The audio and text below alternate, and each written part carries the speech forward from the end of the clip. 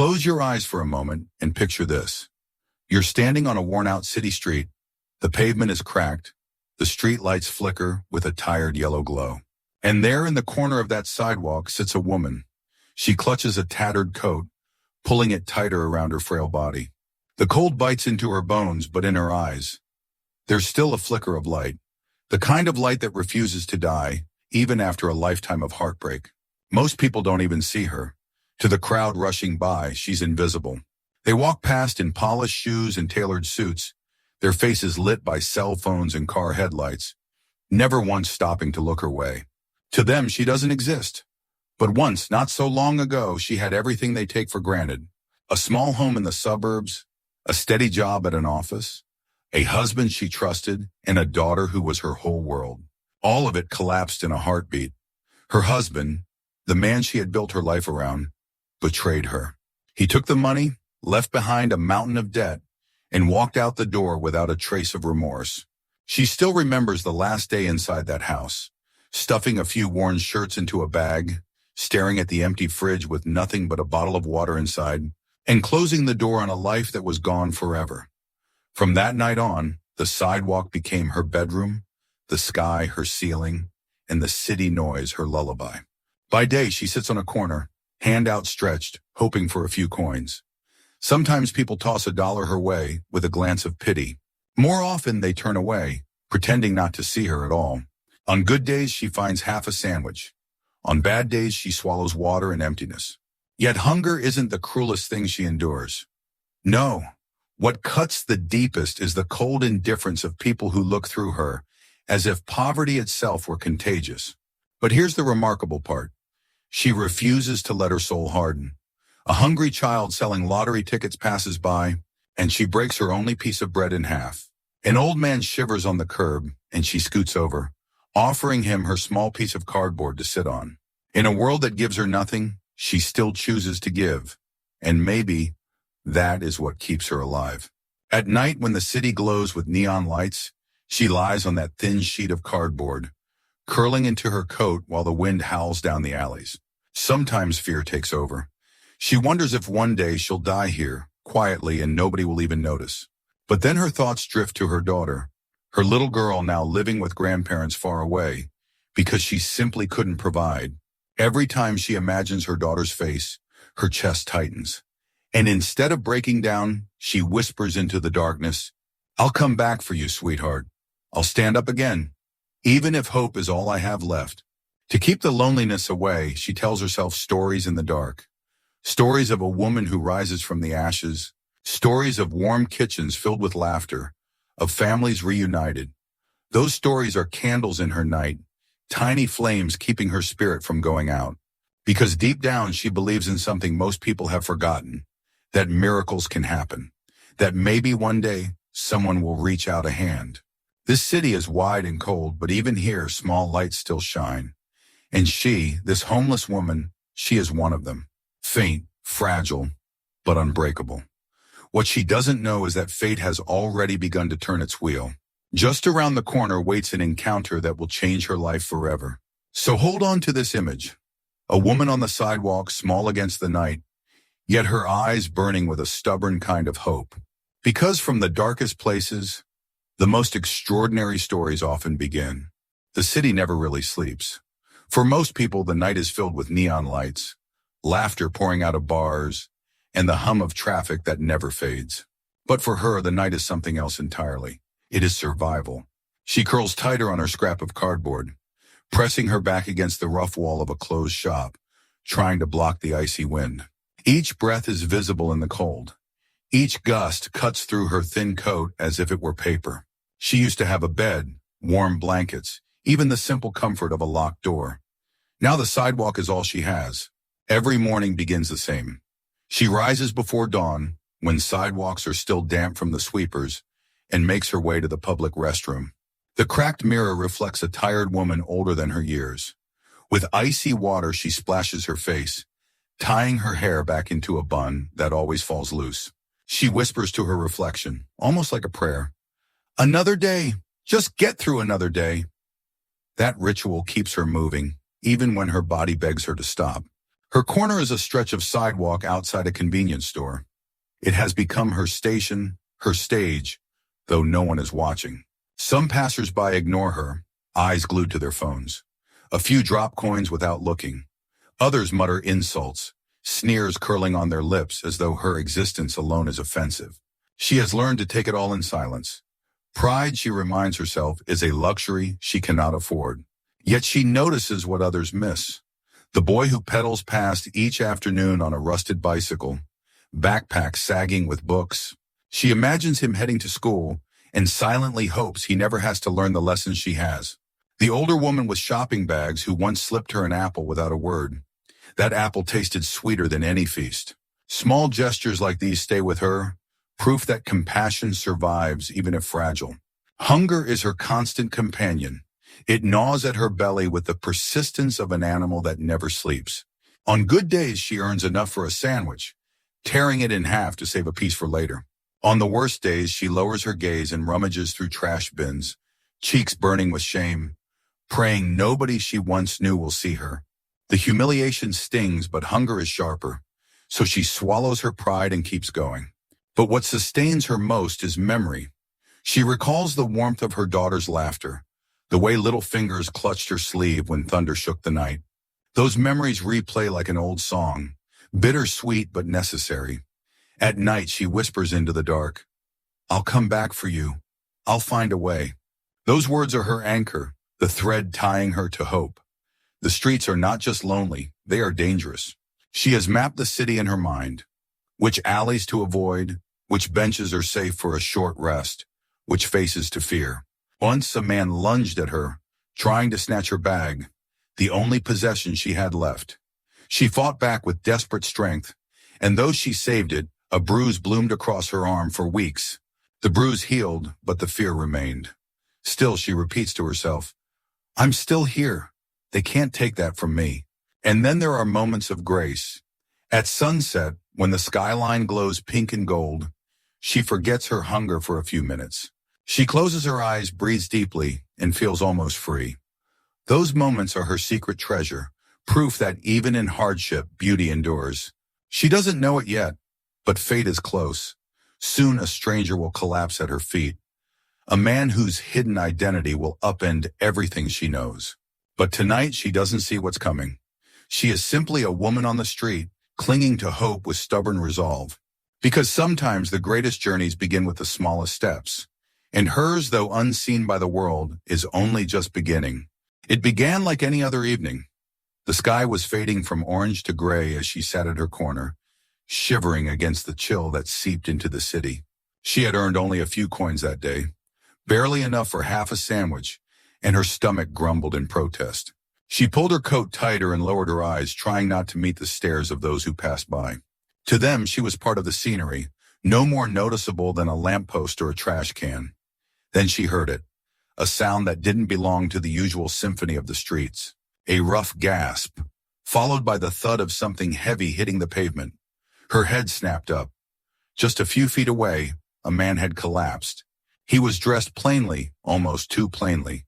Faded jacket, worn shoes, nothing to suggest he was anyone important. His face was pale, twisted in pain, his breath ragged. For a moment, the crowd slowed. People stared, phones in hand, murmuring to each other. Some even took a step closer, curiosity flickering in their eyes. But one by one, they moved on, choosing convenience over compassion. In a city where time was money, few had a minute to spare for a stranger suffering.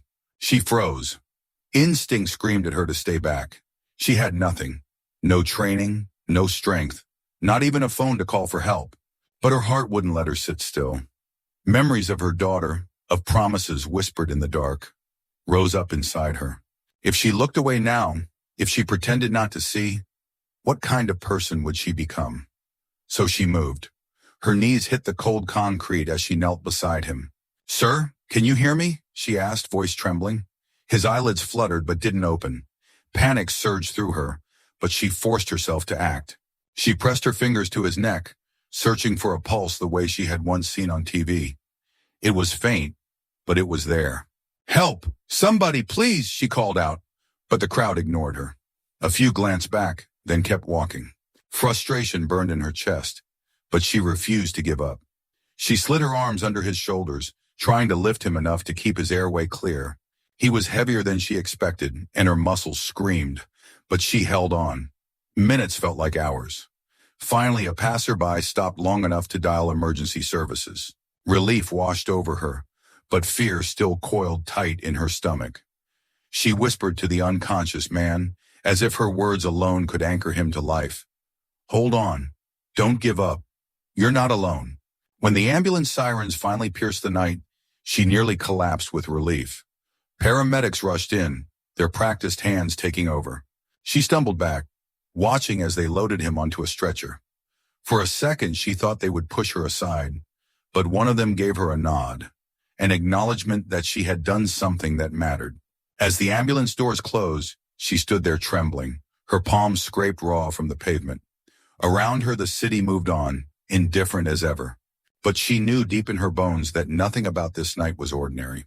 She had stepped out of invisibility, if only for a moment. She had chosen to act when everyone else had turned away. She didn't know who he was. She didn't know what tomorrow would bring. But as the ambulance drove off, she whispered a quiet promise to herself. If fate put him in my path, then I'll see this through. And so, the wheel of destiny turned, quietly, almost invisibly, setting into motion a chain of events that would change both their lives forever. The ambulance pulled away, sirens fading. She stood rooted on the sidewalk, unsure what to do next. She could have walked away.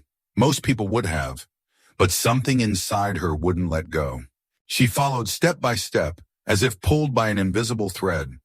Her heart whispered, "Don't leave him." She reached the hospital. The man had been wheeled inside. The lobby was bright, almost blinding after the dim city streets. Nurses hurried back and forth, the smell of antiseptic filling the air.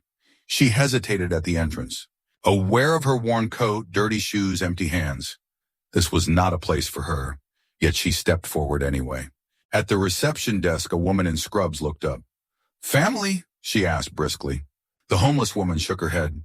"No, I just found him. He collapsed." The receptionist's eyes flickered with impatience. "Then you'll have to wait." She was dismissed, an inconvenience. So she sat. Hours stretched on, the fluorescent lights buzzing overhead. Every now and then, a nurse would pass. She lifted her head hopefully, but no one stopped. She was invisible again, as on the street.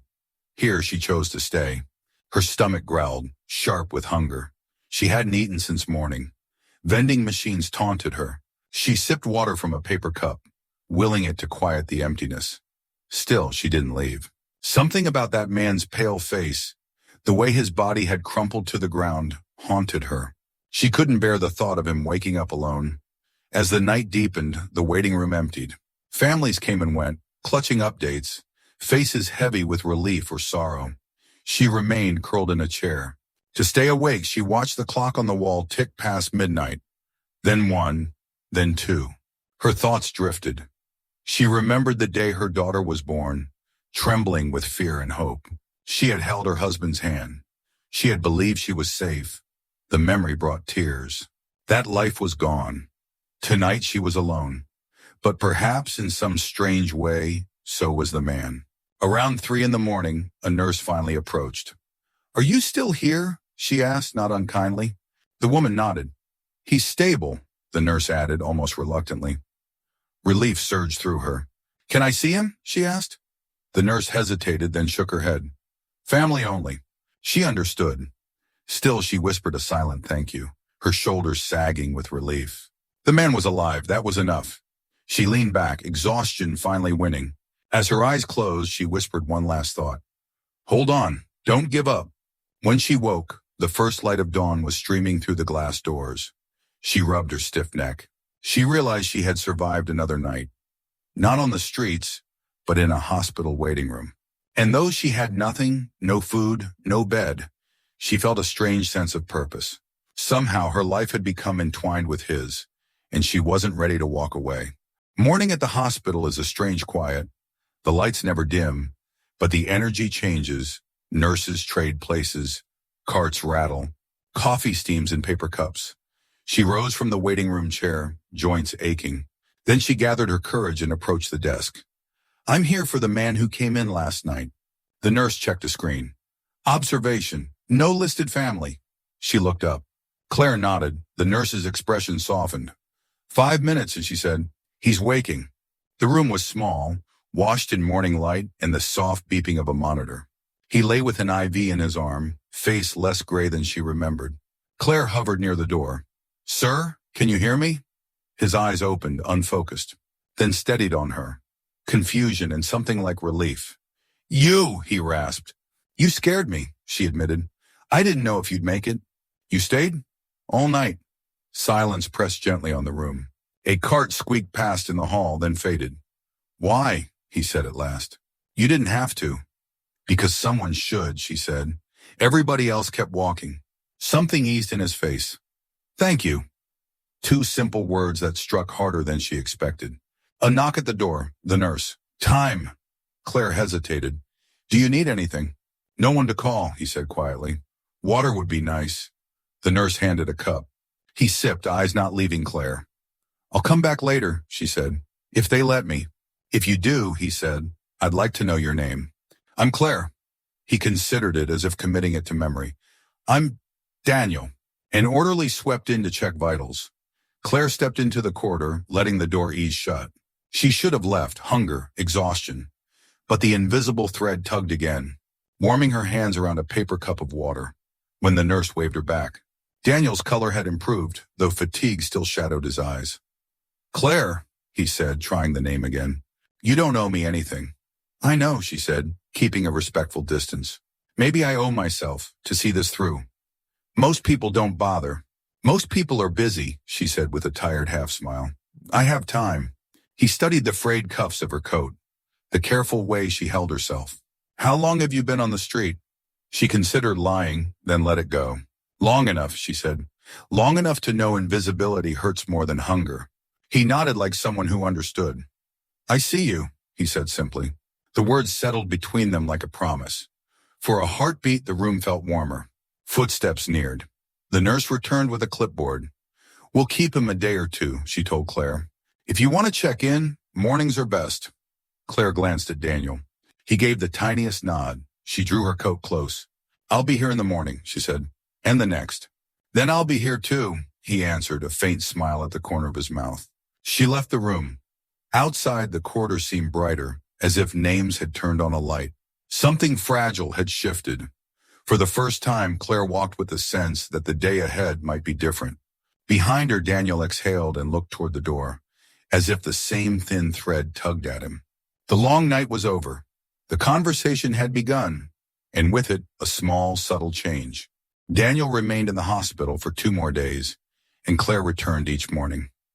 At first, she expected resistance, security to push her out, nurses to roll their eyes. But something about her quiet persistence wore them down. She never asked for much, never drew attention. She just sat, waiting. And when she was allowed in, she spoke softly to the man who had collapsed into her life. Daniel watched her with an intensity that unsettled her. Not suspicion exactly, but study, as if he were taking notes, filing away details. The way her coat sleeves frayed at the edges. The way she cradled a paper cup as if it were porcelain. The way her eyes flickered toward the vending machines but never lingered too long. He noticed things other people missed. And Claire, used to being unseen, wasn't sure how to handle that. On the second morning, he asked, Why do you keep coming back? She shifted in her chair. Because someone should, she said. Because you were alone. He seemed to accept that, though a shadow crossed his face. Alone, he repeated, as if testing the weight of the word. Later that day, he surprised her.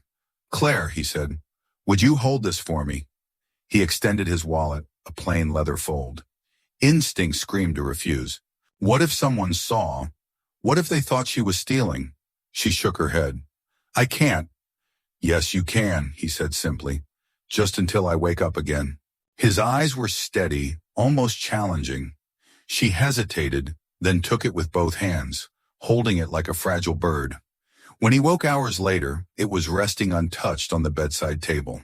On the third morning, he pushed further. If I asked you to keep something safe, something important, would you? She frowned. Why me? Because I trust you, he said. The words landed heavy, almost absurd. Trust was a currency she hadn't handled in years.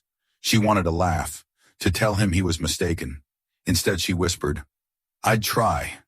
He smiled faintly, as if that was enough. Trust, however, came with suspicion from others. A doctor glanced at her lingering by his bed and asked sharply, Are you family? She opened her mouth, then closed it. Daniel answered for her. She's with me.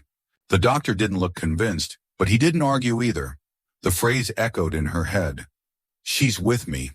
No one had said that about her in years. That afternoon he asked about her life. She hesitated, then told the truth in pieces. The lost home, the betrayals, the daughter she longed to hold again. His eyes didn't flinch. He didn't pity her, didn't recoil. He just listened. And in return, he gave little pieces of himself. Not details, not yet, but hints. I know what it means to start over, he said once. I know what it means to lose everything and still breathe. By the end of his stay, Claire felt the weight of something shifting. This wasn't chance anymore. It was a thread weaving tighter, binding two strangers together. Yet doubt gnawed at her. Why would a man like him, educated, articulate, clearly someone who belonged to another world, place faith in her, a woman who couldn't even buy lunch from a vending machine? On the morning he was discharged, he stood slowly, leaning on the bed rail for balance. Claire reached out instinctively, steadying him. Their eyes met, brief but charged. Walk with me, he said. Not a command, but an invitation. And so she did. Down the sterile hallway and into the uncertain day outside. Trust had been tested, and in small ways it had held. But Claire sensed this was only the beginning. The world beyond the hospital doors waited with its doubts, its dangers, its judgments. She pulled her coat close as they stepped into the wind, wondering just how far this fragile trust could carry them. They stepped out of the hospital into a morning that smelled like wet concrete and coffee. Buses hissed at the curb. People moved in brisk lines, late to some place that mattered. Claire pulled her coat tighter, the wind tugging at loose threads. Daniel stood beside her, steady but pale. I'm not supposed to be alone today, he said. They suggested someone should stay with me. She waited, unsure if someone meant her. Would you walk with me a while, he added. Nothing far, just not alone. It was an invitation wrapped in hesitation. Claire nodded. I can do that. They moved slowly, Daniel letting the city set the pace. When they passed a cafe, the smell tugged at her stomach. He noticed. Breakfast? I'm fine, she lied. He opened the door anyway. Inside, the air was warm. Daniel ordered 2 coffees and a breakfast sandwich, then looked to Claire. Please, he said, for me. She accepted, hands shaking as the heat seeped into her fingers. They took a small table by the window. Outside, the world rushed on. Inside, time slowed to the clatter of cups. Tell me what you need today, Daniel said. What I need? She almost laughed. Mostly I try not to need anything. He considered that. What if we tried something different, just for today? Let me hire you, a few hours. Walk with me, keep an eye on me. Make sure I don't end up on the sidewalk again. The word hire made her stiffen. I'm not looking for charity. It isn't charity, he said. It's work. She looked at the sandwich, cut neatly in half. This wasn't pity. It was a job shaped like one. All right, she said, for today. For today, he echoed, relief loosening his shoulders. They finished breakfast, and Daniel led the way, cautious but intent. Twice, Claire glimpsed a dark sedan a block back, lingering. Maybe coincidence. Maybe not. In a window's reflection, she saw Daniel glance that way too. Let's sit, he said, choosing a bench under a sycamore browned by the season. He turned a small, heavy key in his palm before slipping it away. I keep thinking about yesterday, he said. How you moved when others didn't. You would have done the same, she said. Maybe, he answered. Or maybe I would have waited for someone else to be brave. The sedan turned the corner and vanished, but the air stayed charged. Claire, he said carefully, one more thing. Come with me to pick up a few items, clothes, medication. Then tomorrow meet me at your corner and we'll see how I'm doing. You're sure? I'm sure. A small smile.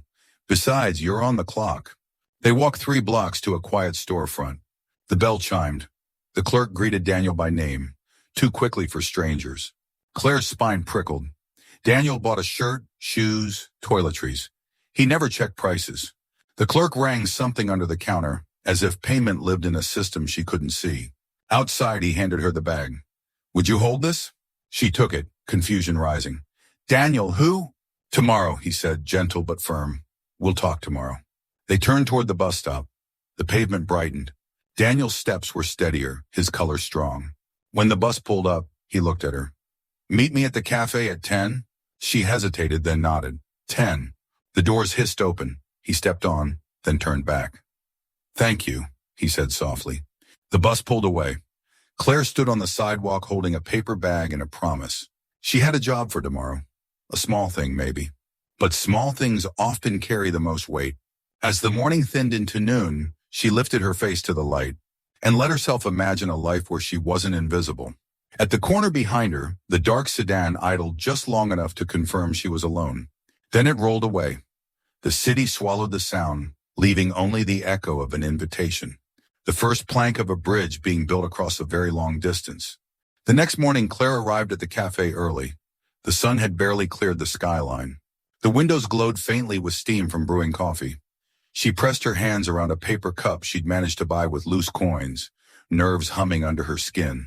She told herself it was just another morning, another promise to keep. But in her gut, she knew things were shifting. At exactly 10, Daniel appeared. He looked stronger than the day before, though his color was still pale. He wore the new shirt he had bought, clean and crisp, a startling contrast to the hospital wristband still around his arm.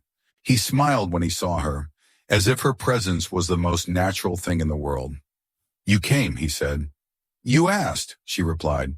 They sat together, the hum of the cafe cocooning them. Daniel spoke little at first, sipping coffee with slow deliberation.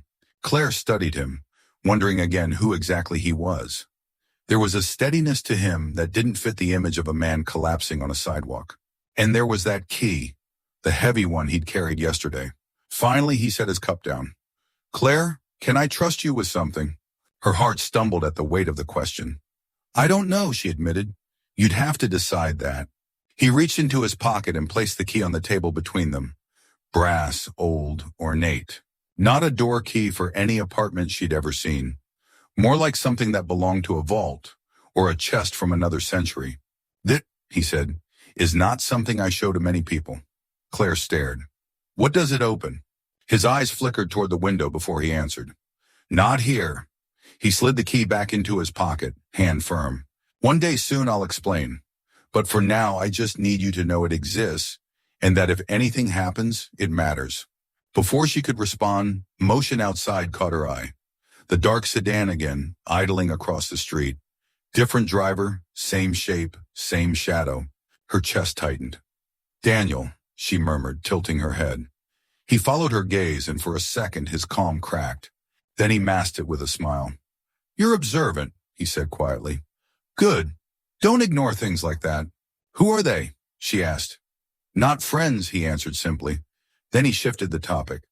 Let's walk. They left the cafe together. Daniel slower but purposeful. The sedan pulled away, then reappeared a block later, always keeping its distance.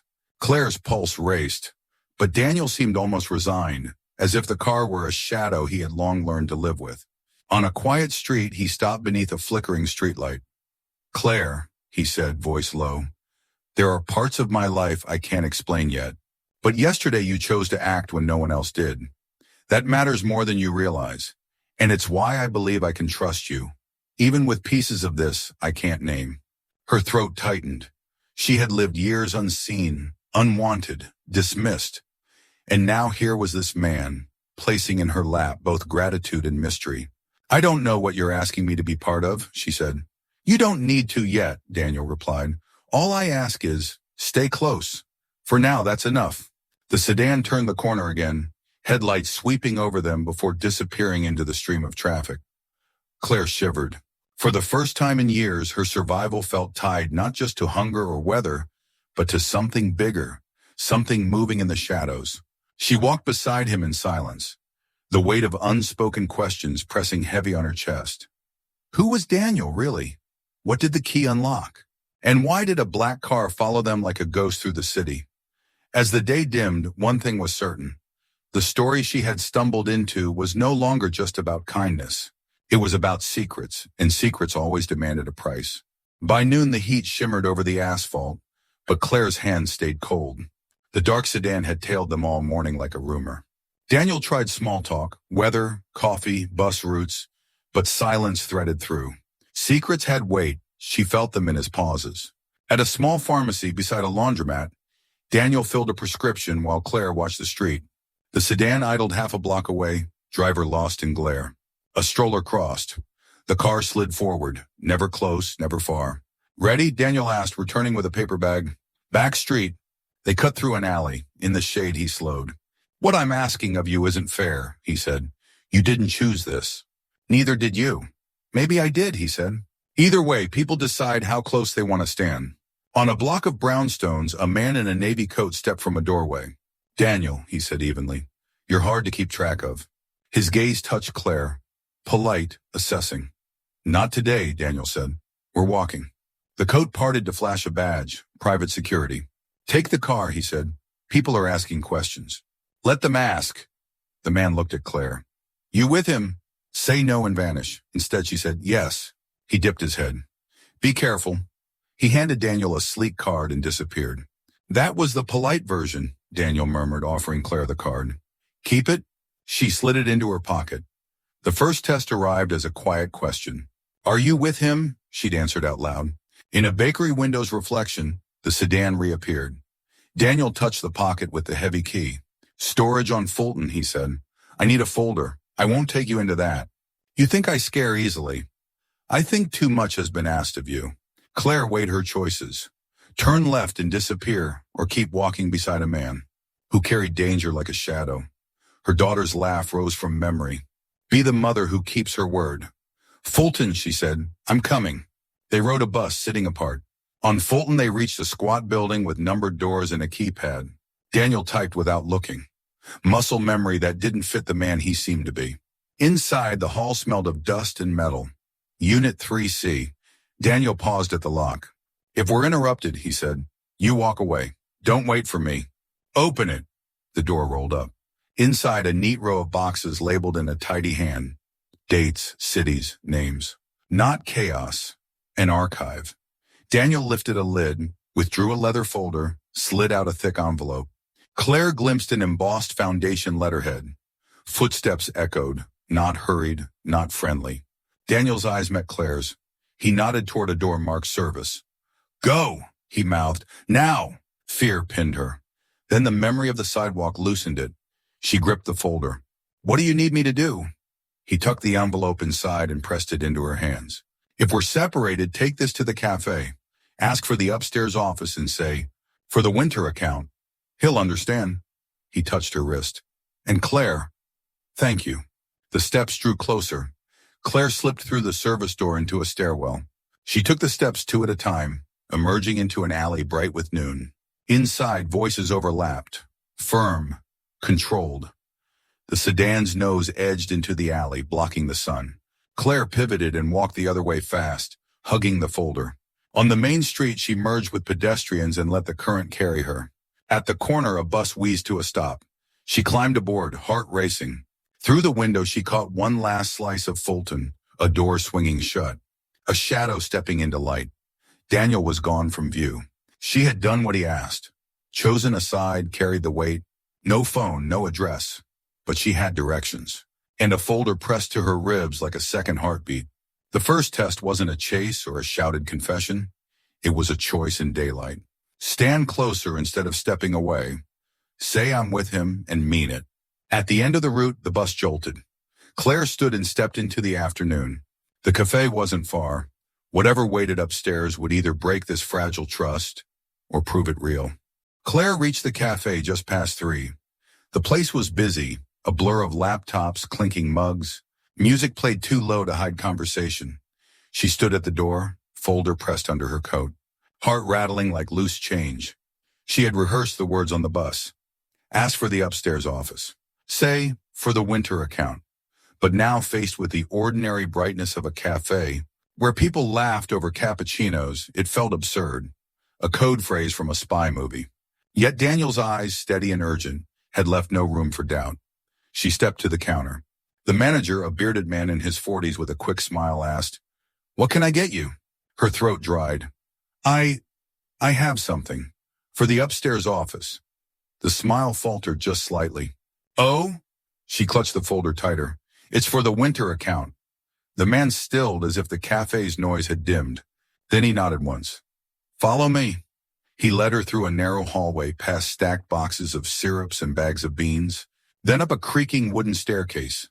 The sounds of the cafe below muffled until only the thump of her own steps remained. At the landing, a door opened into a small office. Not grand, just a desk, a filing cabinet, 2 chairs. But it smelled of polish and paper, and something about the quiet made it feel heavier than it looked. The manager closed the door. "You can put it there." He tapped the desk. Claire placed the folder down, reluctant to let go. "Daniel said it was important." The man studied her, not the folder. "And you are?" "Claire." He gave no reaction, only opened the folder. He slid the envelope halfway out, glanced at the letterhead, then tucked it back. A breath left his lungs like he'd been holding it. "Good, he chose well." She frowned. "Chose what?" The manager didn't answer. Instead, he offered her the chair. "Sit. He may not come right away, but if he sent you, it means he trusts you. That's rare." Trust. The word felt fragile in her ears, like glass balanced on edge. She sat, coat wrapped around her knees. "What is this?" The manager leaned on the desk, folding his hands. "All you need to know for now is that Daniel is safer because you carried this. You stepped in when most would have walked away." "That's not an answer." He smiled faintly. "No, but it's the one you get today." The door opened. Claire startled, expecting strangers, but it was only a young woman carrying a tray of coffee. She placed it down without a word, glanced at Claire, then left. The manager poured into 2 cups, sliding one across. Claire cupped the warmth, unsettled. "Do you know who's been following us?" The man's jaw tightened. "I know they won't stop." He lifted his cup. "The question is whether you will." Her pulse jumped. "I didn't sign up for—" "You already did," he interrupted gently. "On the sidewalk, when you chose to move while others stood still. That choice keeps echoing." The room seemed smaller, the folder heavier. Claire wanted to leave, to flee back to the street where nothing was expected of her. Yet she stayed. An hour passed in watchful quiet. Finally, footsteps climbed the stairs. Daniel entered, hair damp with sweat, shirt collar open. Relief hit Claire like air after drowning. "You made it," he said, voice low but certain. She stood. "I did what you asked. It's here." Daniel touched the folder with care, then looked at her. "And you stayed. That matters more." The manager excused himself, leaving them alone. Daniel sank into the chair opposite her. His hands trembled slightly as he opened the folder, checked the contents, then closed it again. He exhaled like a man whose burdens were only partly lifted. Claire leaned forward. "Daniel, who are you really?" For the first time, his gaze didn't dodge. "Someone who made enemies. Someone who has more to lose than he admits. And someone who owes you more than words." Her chest tightened. She wanted the truth whole, not in fragments. But his eyes, weary and honest, told her she would only get it piece by piece. Downstairs, the cafe went on. Laughter, orders shouted, milk steamed. Above, in the hidden office, 2 lives edged closer to a truth neither could fully name yet. Claire folded her hands in her lap. She was no longer just a woman surviving the streets. She was part of something bigger, something shadowed. And whether she wanted it or not, her choice had already been made. Night pressed against the cafe windows, turning them into mirrors. Upstairs, the office lights hummed. Claire sat with her back straight, watching Daniel pace. The folder lay closed on the desk, heavy with meanings she still couldn't name. "You shouldn't have stayed," Daniel muttered. His tone was sharp, but beneath it was something raw. Fear, not anger. "You asked me to," Claire said. "I asked you to deliver it, not put yourself in the middle of this." She tightened her coat. "Too late." Daniel stopped pacing and studied her. "Claire, these people don't stop. They follow, they watch, they wait for weakness. I can't protect you if—" "You don't need to," she cut in. "I'm not porcelain." For a moment, silence held the room. Then a knock rattled the office door. Too soft for a customer, too firm to be friendly. Both of them froze. The manager had left earlier. No one else was supposed to come upstairs. Daniel gestured her back, hand near the folder. Stay quiet. He opened the door a crack. A tall man stood in the hall, coat collar high, face shadowed. Evening, the stranger said. Looking for Daniel. Daniel's grip on the knob whitened. Wrong place. The man smiled without warmth. Funny. This place comes up a lot when we look for you. His eyes shifted, catching Claire in the background. And who's this? Not your concern, Daniel said quickly. The man stepped forward, but Daniel blocked the way. We should talk, the stranger said. Alone. Claire's heart hammered. She rose slowly. If this is about me... It isn't, Daniel snapped. Then softer. Claire, please. The stranger's gaze lingered on her before he shrugged. Tomorrow, then. We'll find you. He slipped a card onto the desk, the gesture casual but loaded, and left. His footsteps echoed down the stairs, blending into the cafe noise below. Claire exhaled shakily. Friend of yours? Daniel picked up the card, face tight. A symbol was embossed in silver, a winter tree, bare branches reaching upward. He crumpled it in his fist. Not even close. The tension sat heavy. Claire crossed her arms. You keep saying I shouldn't be involved, but I already am. You gave me this, she tapped the folder, and you trust me enough to carry it. So stop pretending I can just walk away. His shoulders sagged. For once, Daniel didn't argue. You're right, he admitted. But that means you need to understand the danger. Then tell me the truth. He looked at her. Truly looked, as if weighing whether she could bear it. The people following us, they want what's in here. Money, power, leverage. The kind that doesn't just ruin lives. It buys and sells them. Claire swallowed.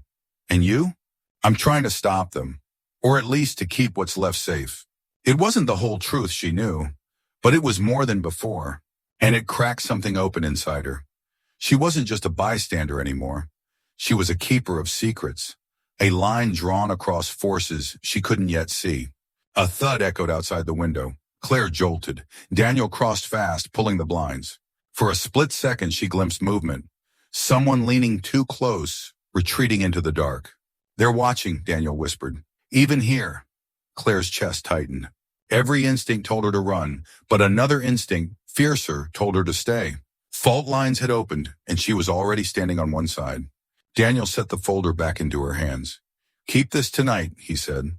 If they search me, they can't find it. Tomorrow we'll decide what to do next. Claire clutched it to her chest. And if they come? His eyes were steady. Then you run. Don't look back. Downstairs, the cafe door chimed with new customers. Laughter floating up like nothing was wrong. But upstairs in the hidden office, the world had shifted. Enemies had faces now. Choices had weight. Claire left later under cover of noise, coat drawn tight, folder pressed close. On the sidewalk, the city felt different. Less street, more battlefield.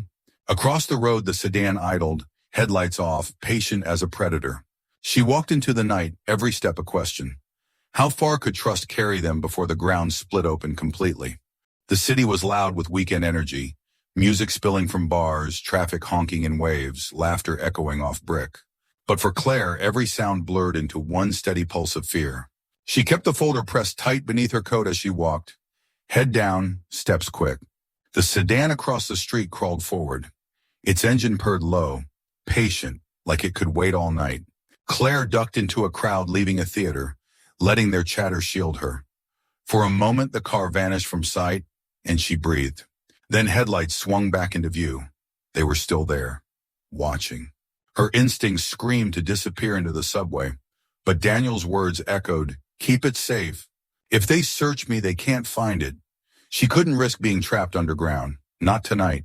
Instead, she cut left into a narrow street lit by flickering neon. A diner sat on the corner, chrome glinting under streetlights. She slipped inside, slid into a booth, and kept her eyes on the window. The sedan rolled past slowly, then disappeared. Relief pricked her chest, but it was thin, brittle. A waitress set down a menu. Coffee? Please, Claire whispered, her voice rough. As the cup landed in front of her, the door jingled. Two men walked in. Not from the sedan, at least not drivers she'd seen, but the way they scanned the room made her stomach turn. They weren't here for food. Claire bent over the menu, praying invisibility. But one of them spotted the folder corner peeking from under her coat. His gaze sharpened. She slid from the booth, coins rattling on the table. "Bathroom," she asked the waitress too loudly, pointing. Without waiting for an answer, she pushed through the back hallway. The exit door banged open to an alley, rank with garbage and wet asphalt. Footsteps followed. Heavy, fast. Claire ran. Her breath tore at her chest, shoes slapping the pavement. The alley split, left toward more light, right into deeper shadow. She chose shadow. If they lost sight of her, maybe they'd quit. But they didn't. Their voices carried, "She's got it. Don't let her out of sight." She gripped the folder tighter, every step jolting through her arms. A fence loomed ahead, chain link topped with rust. She hesitated, then shoved the folder through first, climbed and dropped to the other side. Her palms burned, knees scraped. She grabbed the folder and kept running. On the next street, the crowd thinned. Neon signs buzzed, moths swirled, taxis hissed past. She spotted a bus idling at a stoplight, doors still open. Without thinking, she sprinted and leapt on just as the doors hissed shut. The men spilled onto the corner behind her, too late. The bus pulled away. Claire ducked low in her seat, folder clutched, pulse like thunder. For the first time in blocks, she exhaled. But safety was thin. Through the smeared window, she glimpsed headlights again. This time, not one sedan, but two. They followed the bus like wolves trailing prey. Claire pressed her forehead to the glass. Daniel had warned her. They wouldn't stop. And now she understood. This wasn't paranoia. It was war played in silence, and she was carrying the weapon. She whispered to herself, voice steady despite the tremor in her hands. "You moved when no one else did. Keep moving now." The bus rumbled deeper into the city. Claire's chest ached, but her eyes sharpened. She wasn't just running anymore. She was learning the rules. And if they thought she would break easily, they were wrong. Tonight, the chase had begun. The bus rattled through the city, fluorescent lights buzzing overhead.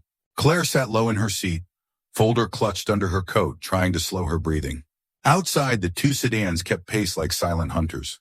Each turn of the bus, they turned. Each stoplight, they waited. Her reflection in the window looked pale, almost unfamiliar. How did I get here, she wondered. Just days ago, survival meant scrounging meals, finding dry places to sleep. Now she was being hunted over a folder she didn't understand, and yet she hadn't let go. At the next stop, a group of teenagers piled on, laughing, jostling.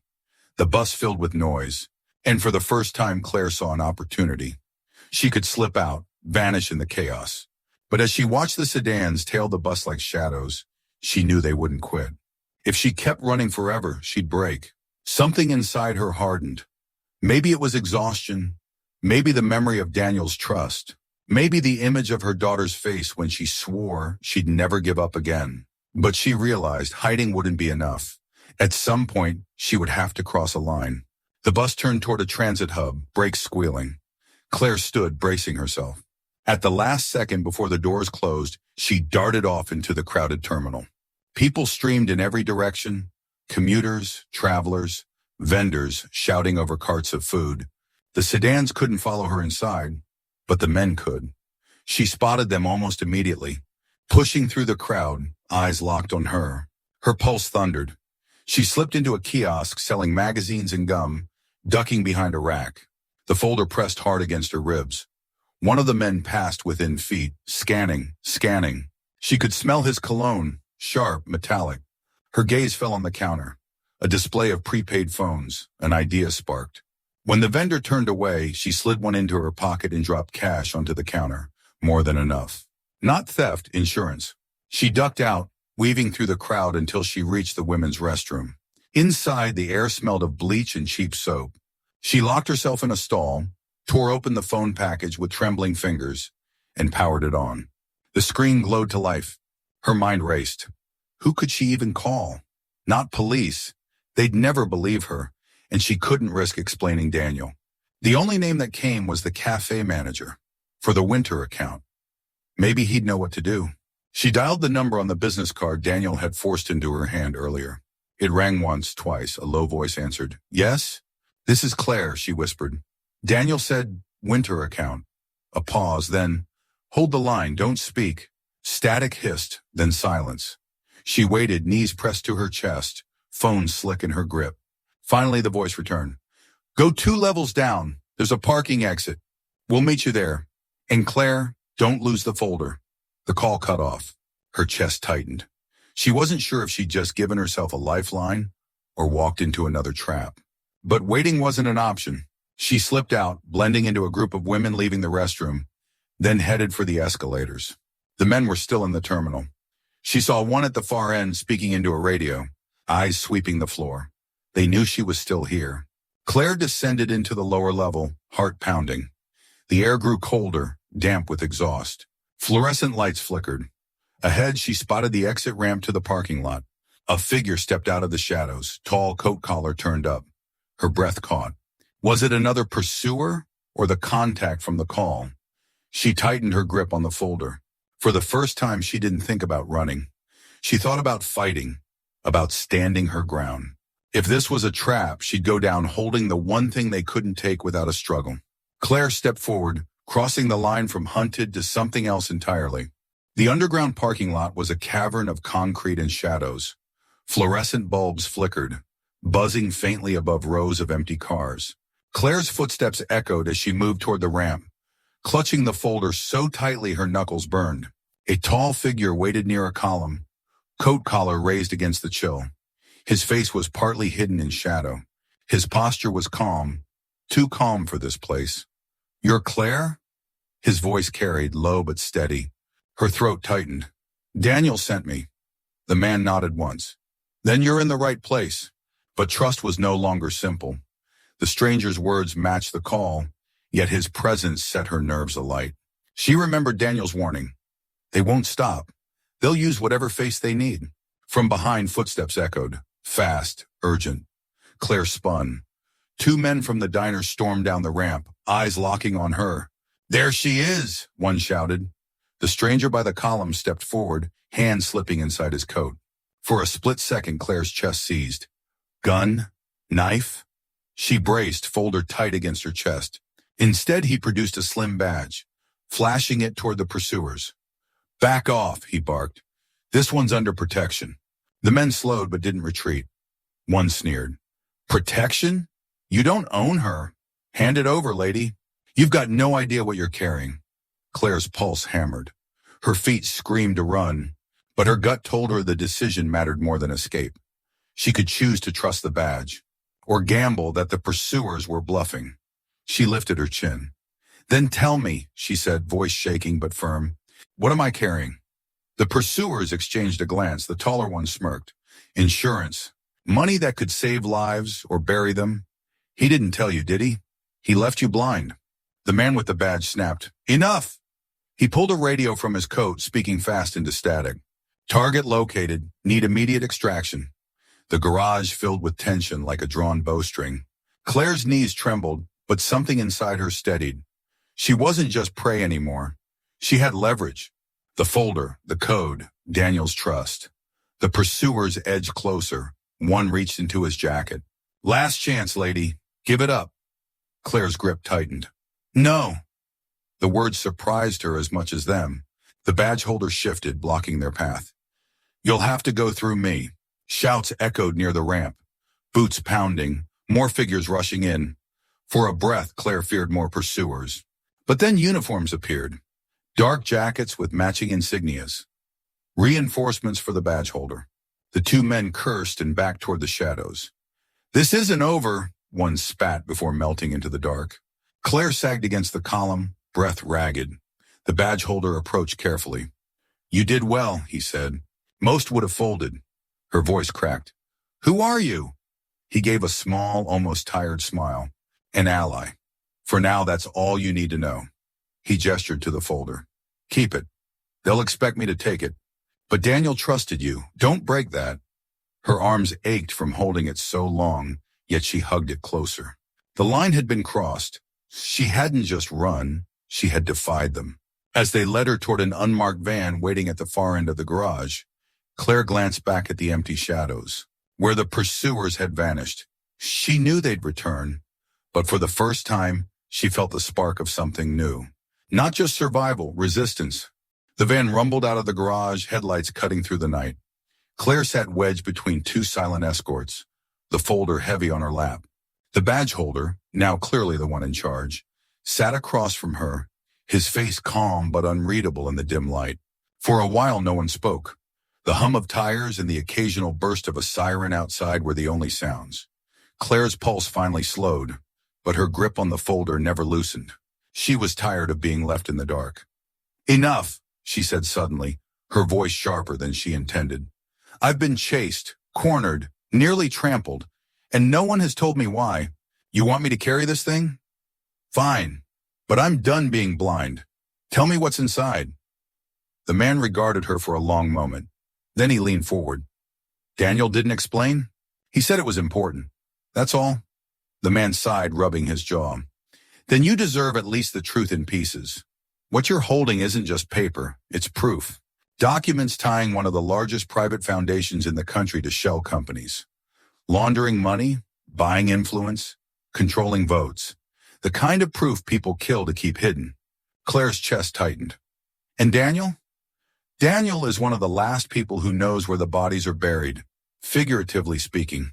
He helped build the network years ago, before he understood what it would become. Now he's trying to dismantle it from the inside. That folder, it's leverage, his shield, his bargaining chip." The words sank heavy. Claire looked down at the plain leather cover. It didn't feel like power. It felt like a target strapped to her chest. "So that's why they're following us. That's why they'll never stop," the man confirmed. Her throat burned. "Then why me? Why trust me with this? I'm no one. I'm—" She stopped before saying homeless. The word had been her shadow for too long. The man's gaze softened. "Because no one would expect it. Power hides in the least likely places. Daniel saw that in you." The van slowed, turning down a quieter street. Claire leaned against the cool window, mind racing. She thought of her daughter, of nights curled under bridges, of the moment Daniel collapsed in her arms. A stranger then. A burden, she thought. Yet somehow he had seen something more. The man spoke again, quieter now. "Daniel took a risk bringing you into this. But sometimes strangers make the strongest allies. They have nothing to lose, and everything to prove." Claire clutched the folder tighter. For the first time, she didn't feel only fear. She felt necessary, like her life had a place in something larger, sharper than mere survival. The van pulled into a nondescript warehouse lot. The escorts opened the doors, scanning the dark before motioning her out. As she stepped onto the cracked pavement, Claire realized the fault lines in her life had widened into something irreversible. She couldn't go back to being invisible. The badge holder placed a hand on her shoulder. "Stay close. The night isn't over, but you've earned the right to know. You're part of this now." His words rang like both warning and promise. Claire drew a long breath, straightened her spine, and followed him inside. Folder hugged against her ribs. For the first time in years, she didn't feel like a ghost drifting through the city. She felt like a flame someone was trying desperately to snuff out. And flames, she realized, could burn back. The warehouse loomed like a sleeping beast. Corrugated metal walls, windows blacked out, one heavy door secured with a keypad lock. Claire followed the badge holder through, her steps echoing on the cracked concrete floor. The air smelled of oil and dust, sharp with the ghost of machines long gone. Inside, light spilled from a makeshift conference space. Folding chairs, a scarred wooden table, a coffee pot steaming in the corner. 3 people were already there, their posture upright, their gazes fixed as Claire entered. The badge holder spoke first.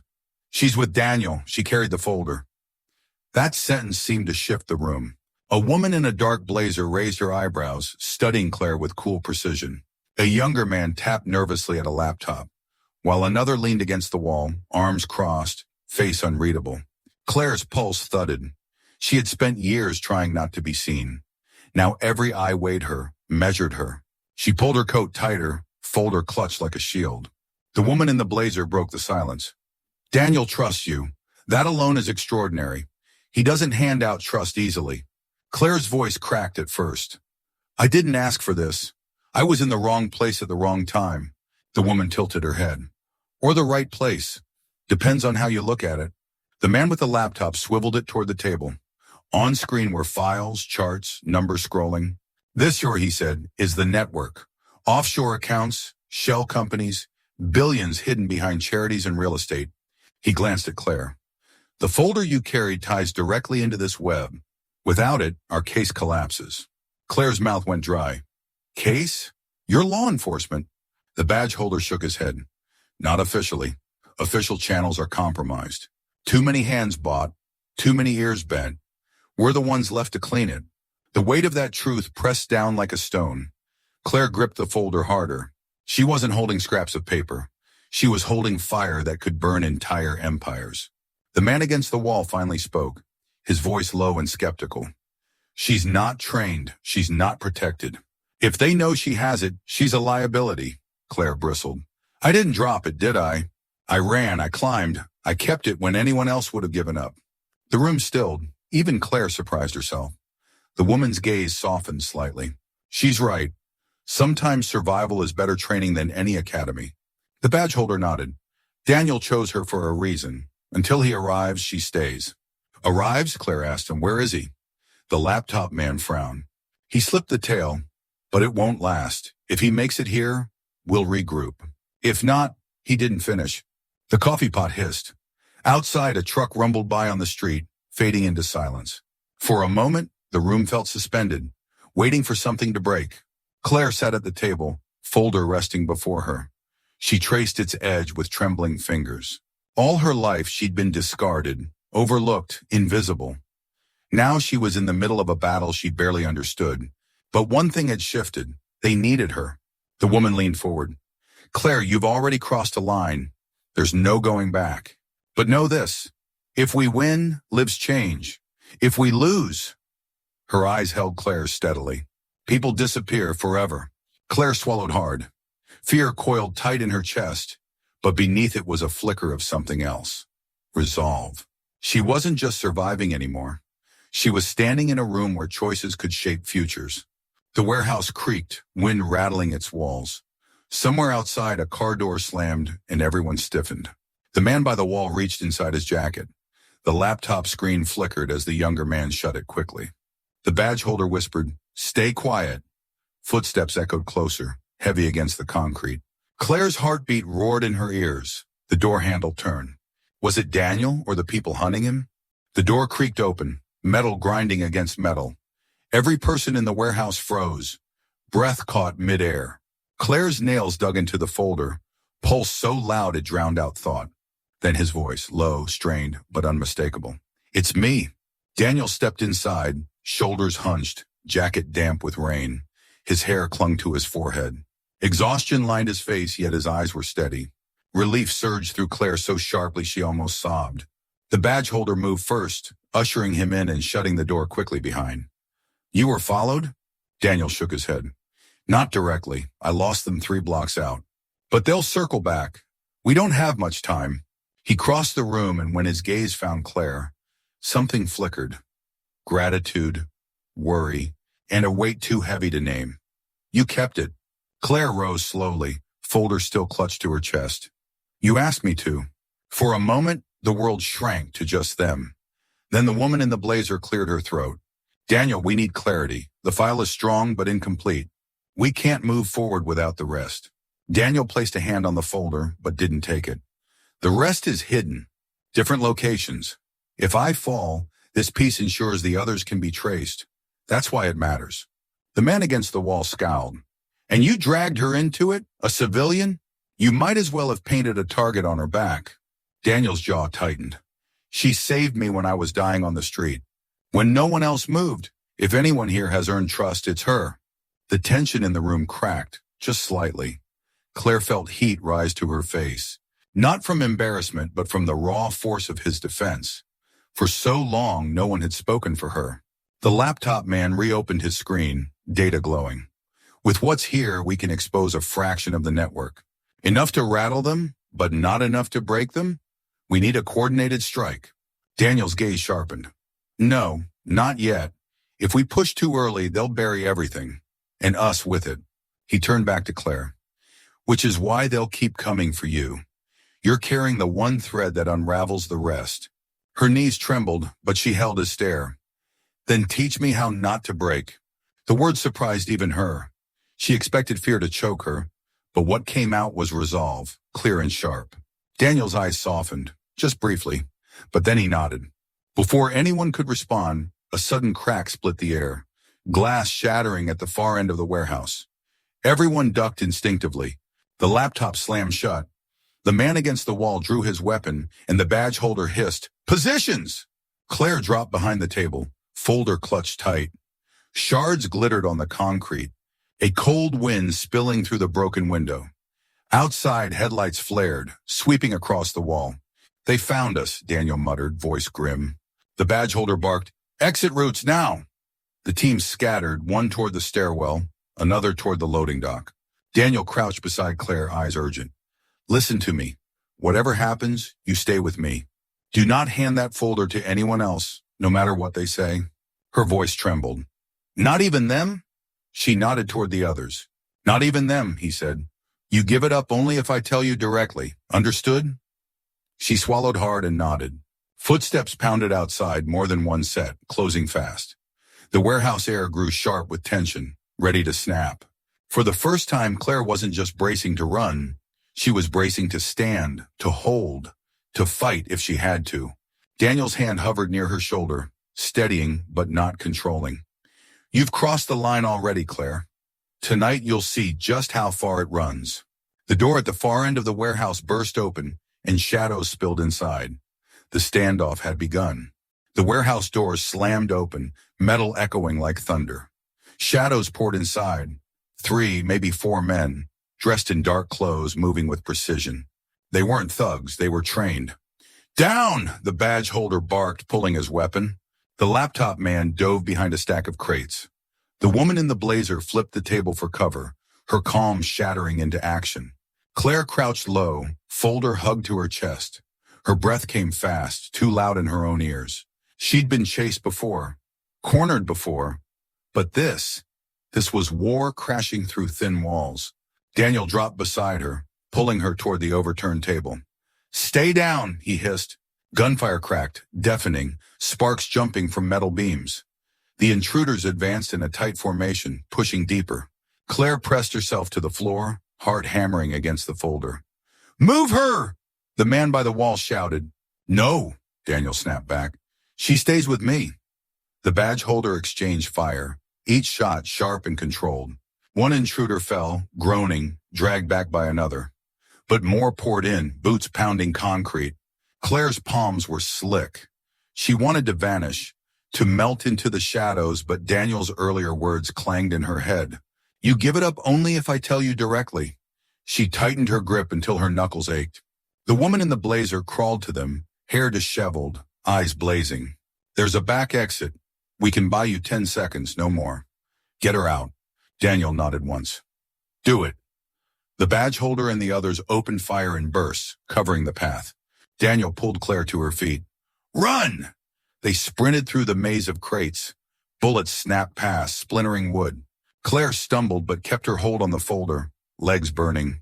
The air smelled of smoke and oil, sharp in her lungs. They reached the rear door. Daniel shoved it open, shoving her through first. Cold night air hit like ice. The alley outside was narrow, lit by a single buzzing lamp. "Go left," Daniel ordered. They ran, their footsteps splashing through puddles. Behind them, the warehouse erupted in more gunfire. Shouts, the crash of metal. Claire's chest burned, every breath fire. "They'll catch us," she gasped. "Not if we keep moving." They cut through another alley, then spilled onto a side street lined with shuttered shops. A sedan screeched around the corner, headlights blinding.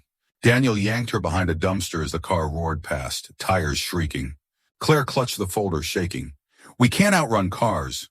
Daniel's eyes scanned the street, sharp and calculating. "Then we don't run, we disappear."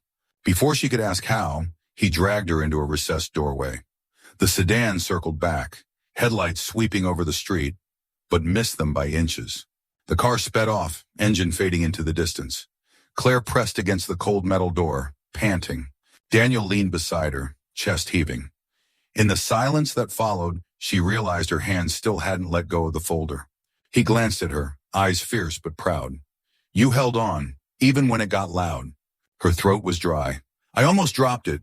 "But you didn't," he said simply. For a moment, they just stood there, breath sinking, danger pulsing just beyond the dark. Then Daniel pushed off the wall. We can't go back to the warehouse. They'll expect it. We need another place. Quiet, hidden. Claire nodded, though fear still gnawed at her ribs. She wasn't trained for this, wasn't built for bullets and shadows, and yet she was still standing, still holding. As they slipped deeper into the night, Claire understood something had changed. She wasn't just carrying evidence anymore. She was carrying a promise. To Daniel, to herself, maybe even to the daughter she longed to find again. And promises once spoken were heavier than fear. The night had stretched into silence by the time Daniel led Claire through a side street of shuttered shops. The city's roar faded behind them, replaced by the occasional drip of water from broken gutters. Claire's legs ached, her chest still raw from running, but she kept moving. The folder was heavy in her arms, heavier than hunger, heavier than fear. Finally, Daniel stopped before an old row house wedged between two taller buildings. Its windows were dark, paint chipped, the kind of place most people overlooked. He tapped a coded rhythm on the door. 3 knocks, pause, then 2. After a long beat, the lock clicked. Inside smelled faintly of dust and wood polish. The hallway opened into a modest apartment, worn sofa, books stacked unevenly, curtains drawn tight. It wasn't glamorous, but it was warm, hidden, a safe house. Daniel closed the door behind them, leaning against it as if holding the world out. Claire sank onto the sofa, clutching the folder to her chest. For the first time since the warehouse, she exhaled fully, the sound shaky but real. Daniel crouched in front of her. You okay? She gave a short laugh, brittle but honest. I think my heart's still back there. His mouth twitched in something close to a smile. That means it's still working. They sat in silence for a moment, the only sound the ticking of a wall clock. Then Claire spoke, her voice low. Back at the warehouse, you said this wasn't everything, that there are more pieces, more folders. Daniel's eyes darkened. He sat back, running a hand over his face. There are. Years ago, I helped build something I thought was about charity, about global aid. I believed in it, but it was never about saving people. It was about control. Money flowed into shell companies, into politicians' pockets, into hands that never touched the poor. His voice roughened. By the time I understood, I was already inside. Too deep to walk away. Too late to undo it cleanly. The folders. They're the trail out. The proof. And the only thing keeping me alive. Claire hugged the folder tighter. And now me too. Daniel's gaze softened. Guilt etched into every line of his face. I never wanted you caught in this. You should have walked away the moment you saw me on the sidewalk. You would have died, she said simply. And I couldn't be that person. Not again. The words surprised her as they left her mouth, but she didn't pull them back. Daniel studied her, his expression unreadable, but his eyes held something raw. You remind me of someone, he admitted quietly. My sister. She used to say the same thing, that leaving someone behind meant leaving yourself behind too. Claire lowered her gaze. For the first time, Daniel felt less like a stranger with secrets and more like a man carrying wounds. The clock ticked on. Outside, a siren wailed faintly, then faded. Claire shifted on the sofa, exhaustion pulling at her bones. But sleep wouldn't come easily. What happens now? She asked. Daniel stood, moving to the window, peeking through the curtain. Now we stay low. Let them think we've scattered. Tomorrow we plan our next move. He looked back at her, voice steady but kind. Get some rest. You've carried more than most people could handle. Claire lay back against the sofa cushions, the folder still tucked against her side. Her eyes burned, but she forced them open, unwilling to fully surrender to sleep. The safe house was quiet, but safety felt fragile, like glass that could shatter with one wrong breath. As Daniel dimmed the lights, Claire whispered to herself, barely audible, You're not invisible anymore. And in the quiet shadows of the safe house, that truth felt heavier than the folder she carried.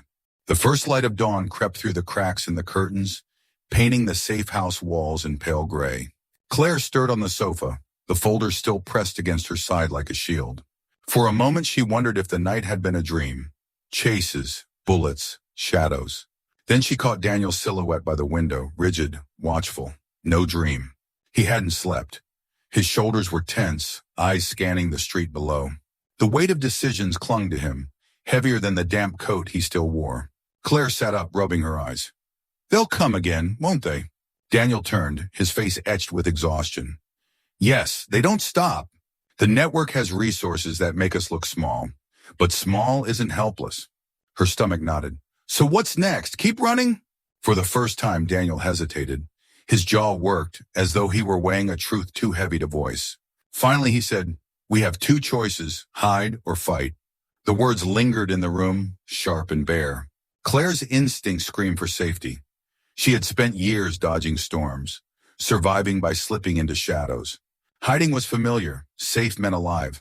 But then she thought of the sedan waiting outside theaters, of men breaking glass to drag them down, of her daughter's laugh that still haunted her. Hiding hadn't saved her before. It had only kept her unseen. What happens if we hide? She asked. Daniel crossed the room, crouching in front of her. We disappear, change names, vanish into places where no one looks. Maybe survive for a few years. But the network keeps growing. Others suffer. And the folder? It dies in silence. And if we fight? Then we use it, expose them piece by piece. It's dangerous, deadly, but it's the only way to end it. Claire traced the folder's worn edge, her fingers trembling. The safe choice dangled before her, sweet and tempting. But another thought rose, steady and fierce. You're not invisible anymore. She met Daniel's gaze. Then we fight. For the first time in days, he smiled. Not the weary, guarded smile she'd seen before, but something real, alive. I hoped you'd say that. The woman in the blazer emerged from the back room, hair pulled into a knot, eyes sharp despite sleeplessness. If you're serious, we start now. The longer we wait, the tighter their grip becomes.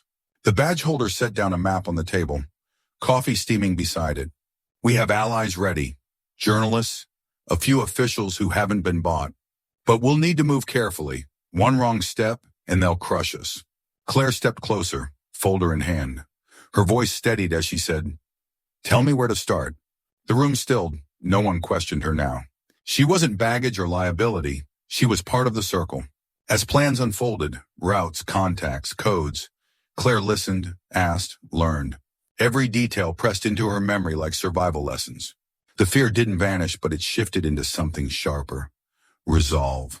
When the meeting paused, Daniel leaned toward her. You could still walk away. I'd understand. She shook her head. I walked away once, from people who needed me. I won't do it again. Outside, the city stirred awake. Delivery trucks rumbling, shopkeepers lifting shutters, the day beginning like any other. But inside the safe house, a different kind of day was dawning. One that promised confrontation, risk, and the possibility of justice. Claire stood by the window, folder hugged against her ribs. She thought of the homeless woman she had been, invisible and unheard. That woman was gone. In her place was someone holding fire, standing beside a man who trusted her, ready to burn through the lies of powerful enemies. The dawn decision had been made, and there would be no turning back.